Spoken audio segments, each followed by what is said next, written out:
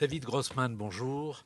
Bonjour. Merci d'être avec nous. Shalom. Vous êtes, Shalom. je vous reçois pour un livre qui s'appelle Tomber hors du temps et qui paraît aux éditions du Seuil. On a le sentiment, David Grossman, que le livre précédent, Une femme fuyant l'annonce, était le deuil de la mère et celui-ci est le deuil du père. Est-ce que je me trompe? Yeshar Gasha chez Ha Sefer Acharon, une femme fuyant l'annonce, Zaya Evel Shela Ima, Vea Sefer Azeh Zea Evel Shela Abba. האם אני טועה?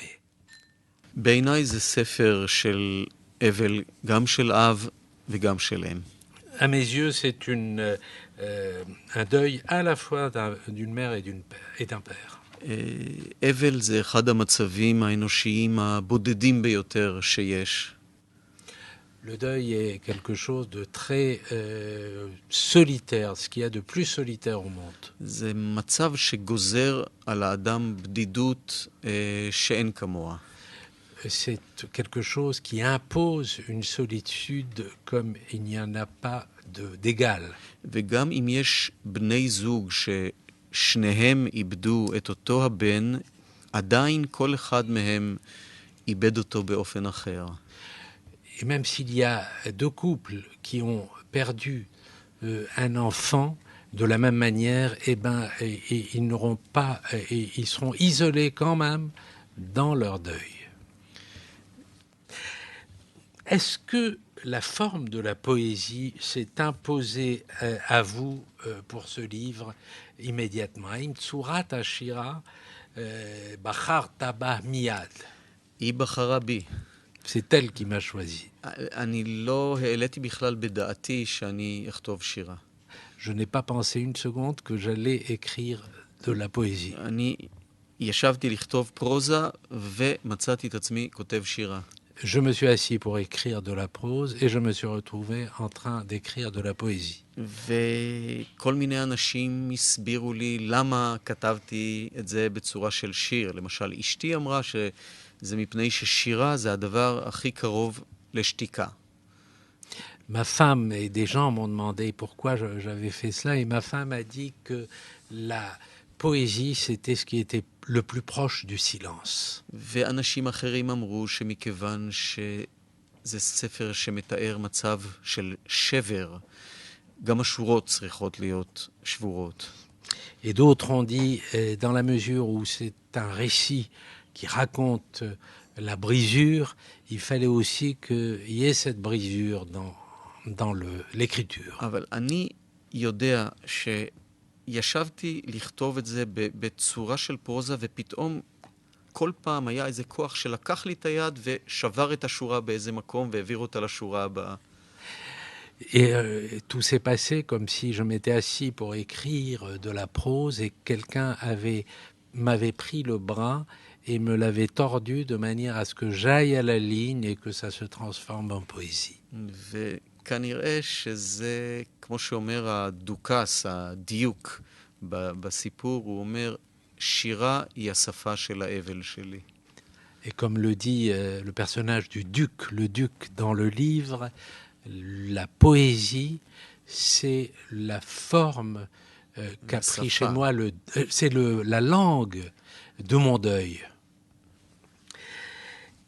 Il y a en même temps les odeurs, l'odeur de la transpiration après un match, l'odeur de pêche de l'été, l'odeur du sel et de la mer, l'odeur de l'amertume et du deuil aussi.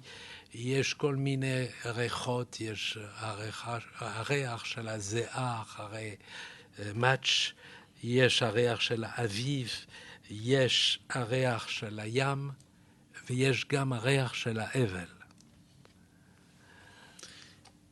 כשמאבדים אדם יקר, מאבדים איתו את כל מה שליווה אותו, כל התכונות והזיכרונות והתחושות שתמיד ליוו אותו. Quand on perd un être cher, on perd aussi tout ce qui l'a accompagné, toutes les sensations, tous les souvenirs. ואז יש מאמץ כמעט נואש להחיות אותו דרך הזיכרונות האלה, דרך הריחות האלה. Et il y a un effort désespéré d'essayer de le faire revivre à travers ces odeurs. Il y a aussi un chroniqueur qui raconte les faits et gestes. Est-ce que ce chroniqueur, c'est l'écrivain qui se détache du père? האם הקרוניקר שמספר את הסיפור הוא גם הסופר שפתאום, זאת אומרת, לוקח מרחק מהאב? כמעט כל דמות פה היא מהווה שלב מסוים באבל של הכותב. Chacune des figures est une étape, est comme une étape dans le deuil du père. והקרוניק, המספר קורות העיר, הקרוניקליסט, הוא אדם שאסור לו, או אולי הוא אוסר על עצמו, לספר על האסון הפרטי שלו, והוא חייב לדבר רק על אסונות של אחרים. Et le chroniqueur est dans le livre quelqu'un qui s'interdit de parler de son propre deuil, qui n'est à la charge de parler seulement du deuil des autres. ולעומתו יש את הצנטאור, את הקנטאור, שהוא משתוקק, הוא חייב לכתוב על הבן שלו שאיננו והוא לא מסוגל. Et de l'autre côté, il y a le centaure qui s'oblige, qui se contraint à parler de son fils. והוא לא מסוגל. Et qui n'y arrive pas. כן. הוא לא מסוגל לכתוב, והוא לא מסוגל לא לכתוב. Il n'arrive pas à écrire et il n'arrive pas à ne pas écrire. ובסופו של דבר הוא הופך לאחד, הוא מתאחד עם שולחן הכתיבה שלו. assimilates. Et finalement, il s'assimile et il s'unit à sa table de travail. ולכן הוא קנטאור, הוא חצי בן אדם וחצי שולחן כתיבה. Et c'est pour ça que c'est un centaure, il est à moitié un homme et à moitié une table de travail. ורק בסוף הספר שניהם מצליחים למצוא איזושהי נחמה וגאולה ולהיות מסוגלים לדבר על האובדן שקרה להם. Et ça n'est qu'à la fin du livre que tous les deux trouvent une forme de rédemption, une forme de consolation où ils arrivent à parler ensemble. Est-ce que vous ne touchez pas, je me suis posé la question, David Grossman, dans ce livre, dans ce questionnement sur le là-bas, Cham. C'est où là-bas? Ephosé, Cham. Dans ce questionnement-là, est-ce que vous ne touchez pas à une dimension religieuse? Aimatalo nogea ba sefer hazeh bepen dati. שאתה לא, זאת אומרת, רגיל לזה, לא הרגלת את הקורא לזה. אני אדם לא דתי, אני אדם חילוני, יהודי מאוד, אבל חילוני. Je ne suis pas un homme religieux, je suis un homme laïque, très juif, mais laïque. והספר הזה בעיניי הוא ניסיון לשאלה חילונית על מה שקורה שם. Et ce livre, pour moi, c'est une tentative laïque d'aller chercher ce qui se trouve là-bas. כי אתה יודע, שלמה, המוות הוא מין מציאות שאנחנו לא יודעים עליה שום דבר. היא טוטלית והיא סופית והיא מוחלטת. Parce que la mort, c'est quelque chose qu'on n'arrive pas à comprendre, qui est quelque chose d'absolu et de définitif. אז אדם דתי יאמר לך שהאמונה שלו היא הדרך היחידה שבה האדם יכול ללכת עוד צעד אחד לעבר השם הזה, ההרמטי. Un homme religieux vous dira que la religion, c'est précisément le moyen, quelque part, d'arriver à cet endroit qu'on appelle là-bas. ואני, כאדם חילוני, אומר שבשבילי הדרך היחידה ללכת עוד את המרחק הקטן הזה לתוך ההרמטי ולתוך הסופי היא דרך האומנות. Et moi, juif laïque, je pense que la seule manière de s'approcher un peu de cet endroit, de faire quelques pas vers cet endroit hermétique, définitif, c'est à travers l'art, c'est à travers l'écriture. הכתיבה. C'est de la poésie, David Grossman, et en même temps, c'est un style qui s'apparente à la Bible hébraïque. Vers les collines, j'ai éteint mon regard. On a l'impression parfois que ce sont des psaumes, les psaumes que lisent les juifs religieux pour les endeuillés. Echar Gachash et Katafta et Ze Keilu Zaya Tehilim, שבדיוק האנשים הדתיים, זאת אומרת, קוראים בשעת אבל. טוב, קטונתי מהשוואה כזאת כמובן. אני התכוונתי לכתוב וכתבתי רק את האבל הפרטי שלי, את מה שעבר עליי. Je suis trop petit pour cette comparaison. Moi, je n'ai eu que l'intention d'écrire mon deuil, de raconter mon deuil. כמובן שבשפה העברית שאני משתמש בה יש הדים של התנ"ך, של תהילים, של ספרים אחרים, כי אלה אבות המזון שלי. Bien sûr que dans ce que j'écris, il y a des échos de la Bible, il y a des échos des psaumes, mais c'est parce que c'est ma nourriture première. Il y a une question qui court dans le livre. Est-ce qu'on peut séparer la mémoire et la douleur? יש שאלה זאת אומרת... אם אפשר להפריד בין הזיכרון לבין הכאב. כן. תראה, אבל זה מצב שהוא משתנה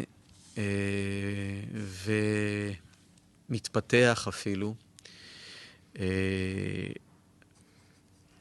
אני עוד לא מרגיש שאני במקום שבו אני יכול להפריד את הזיכרון מהכאב.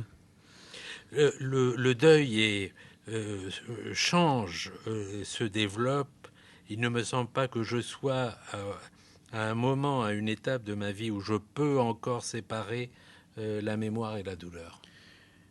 אני יודע שהכתיבה של הספר הזה הייתה ניסיון לזכור בלי למות מזה ולשכוח בלי להרוג.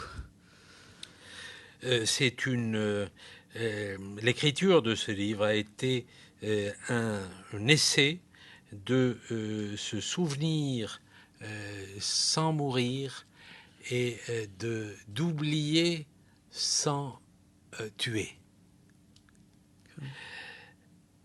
Et puis aussi cette question, est-ce qu'on peut partager cette douleur avec les autres?